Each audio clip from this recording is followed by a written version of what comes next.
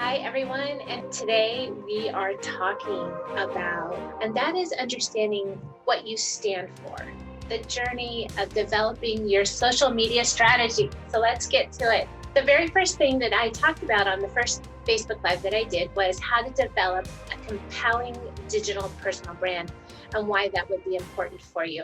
Today, we're just going to talk on one of those topics that I listed in my 10 steps to creating a compelling digital personal brand. And that is understanding what you stand for. The reason that I feel that's important for you is that along your journey of knowing yourself, to be able to grow yourself, you can better identify with your tribe and better articulate the things that you stand for if you really take the time to understand what those things are.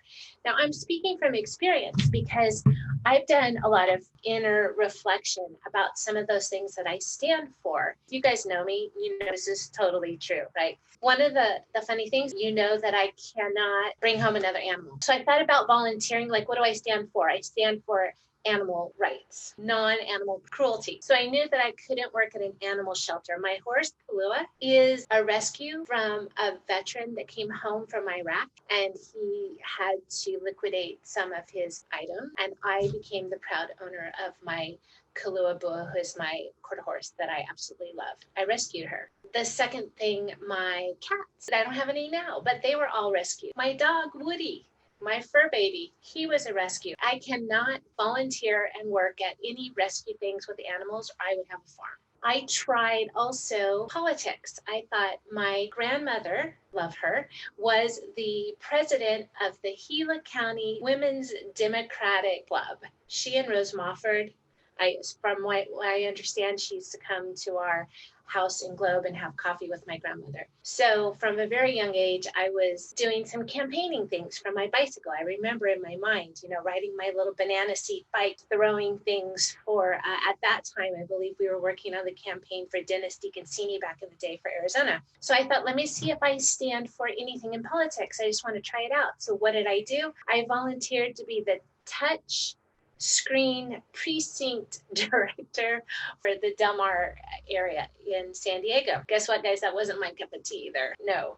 So it's really important to understand those things that you can get involved in. Another fail for me, I worked on a school board, the foundation for a local school board. While I did have in common with the people that were on the school board that we are parents, a lot of the people that I was interacting with were not single moms that have been working tirelessly since they were 18. And so they really weren't my tribe either. One of the things I'm doing today, two of them, right?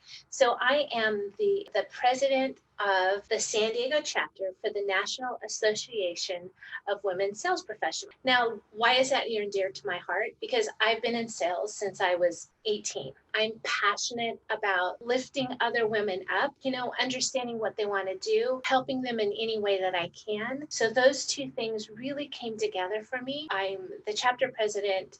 I think it's an election for 2 years. I'm here to support women. It's a lot of work, but it doesn't really feel like work because it's something that I would do no matter what, right? I would reach out to men or women and inspire them to be the best version of themselves and transfer my knowledge over about sales and what I can do to help them reach that next level in their sales career. Totally what I'm for. The other thing that I'm for, the Women's March. So I'm volunteering. This is my second year that I'm volunteering for the Women's March. And I recently was working a trade show with a colleague of mine, and he made this comment that touched me because I couldn't articulate why I'm standing for the Women's March or women's rights.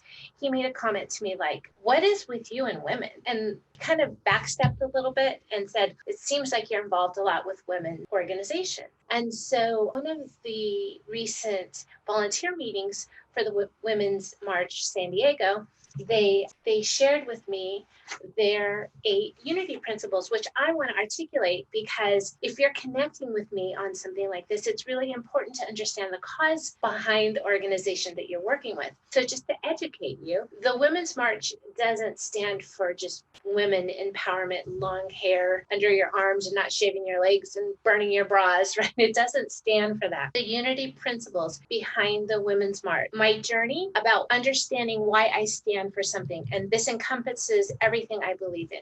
So here's my screen.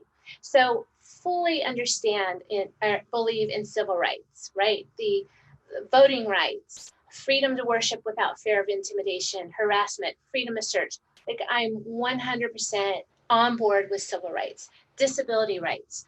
I volunteered for disability organization. My mother was in a wheelchair. Like, all of those things to do with any type of disability. My son has a learning ability. All of the disability rights that need to be available. A lot of things people just aren't even aware that those things exist because that's not the realm that they live in. The Women's March stands for that. Ending violence. You may not know or care, but I have been the end result of domestic violence, being punched in the face. You know, that's not fun. So I'm definitely against violence. Violence for women, violence for men, violence for children, violence for animals. Definitely against living in a life where you don't ever have to fear that type of physical harm from somebody. Environmental justice, clean air, clean water, all of those things. Immigration rights. My family's immigrant, right? From Mexico.